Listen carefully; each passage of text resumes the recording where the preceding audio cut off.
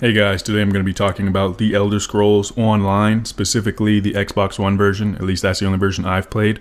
I would play it on PC, but they don't have crossplay, so there's no way I'm going to start over after getting my character to, like champion level 200 or something, which is what happens after you hit max level at 50, is you transfer over to champion level. So anyway, I want to talk about some of the ways that the game kind of doesn't really work the best, like as an MMO, a massively multiplayer online role-playing game. So one of those ways is like from a lore perspective. I've heard different fans of the series say that they won't even try it because it's an MMO.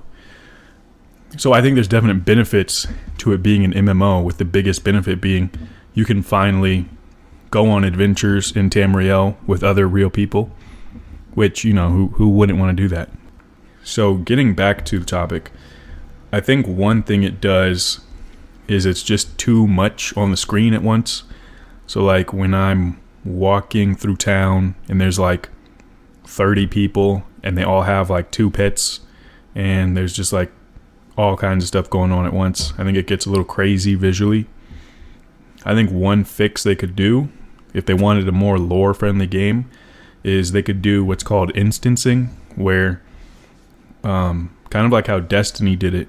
In Destiny, you don't see everyone else playing. They just have set locations where you have a chance of seeing like up to 4 people or 5 people.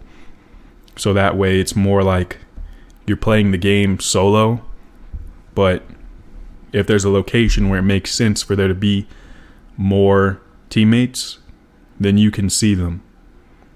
And the way I would transfer that to Elder Scrolls Online is in guild halls. So let's say I'm just playing Elder Scrolls. I'd be walking through playing solo, right? And then I go into like the Fighters Guild, and walking around in there, I see like other real players who are part of the Fighters Guild.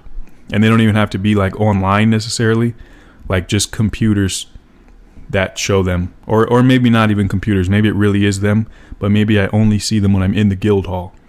So that way it fits in with the lore, because lore wise, it would make sense to see like 20 real Fighters Guild in the Fighters Guild hall. But when I'm just at the, when I'm just walking into town though, it doesn't make sense from a lore perspective to see like 30 guys decked out in full armor, 2 pets following them around, riding a horse, all this lightning everywhere and magic going off. Like, it kind of breaks the lore. And you could do that with Fighters Guild, you could do that with Mages Guild, you could do that with taverns. You go into a tavern and that's where you see like someone's stealthy character. That could be something you choose when you're making your character too. Like, they could ask you a question like, where would your character frequent? And you could fill out like a drop down menu. So like I would put like Fighters Guild, and then whenever I log out, my guy would still be like sleeping in a bed at the Fighters Guild or something, and another player could walk up to them and like send an invite or something, and then next time I'm on, I see the invite and I can accept it, and we can quest or whatever, or something like that. It's not like a perfect solution, but I'm just saying there are definitely ways to make the game more lore friendly. Moving into my next piece, I'm going to talk about the way that an MMO is not even the most friendly environment for going on adventures together. And for that, I mean, the thing about an MMO is that you're just busy all the time. Like, you always have a backlog of 10 plus quests to get done, and then you have different parameters to meet.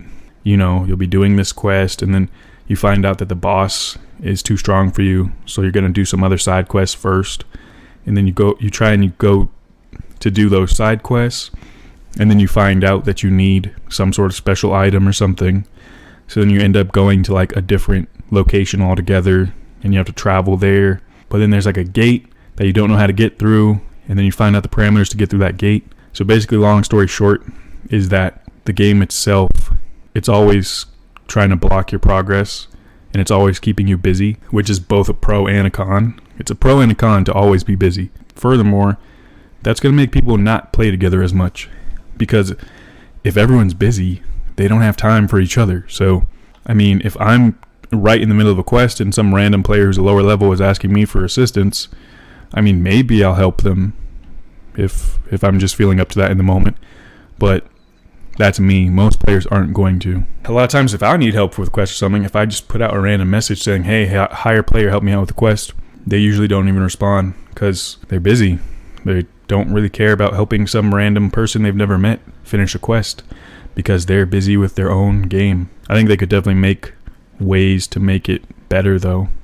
Make it where people who aren't busy show up more frequently in those common areas and can do things to make them more available to assisting other players. If I could select to hang out in a tavern and maybe have like an icon next to my character's name or something, showing other players that I'm accepting, questing, invite. But just in general, the idea of just walking up to a random guy and being like, hey, let's go on a quest, that just doesn't really work because people are busy, especially in an RPG where people just care about grinding and doing stuff over and over and getting random loot. Okay, so that's going to be it for this first discussion about the Elder Scrolls Online. Leave a comment with your own ideas about the Elder Scrolls Online, what you like, what you don't like, and where it can be improved. Thanks for watching.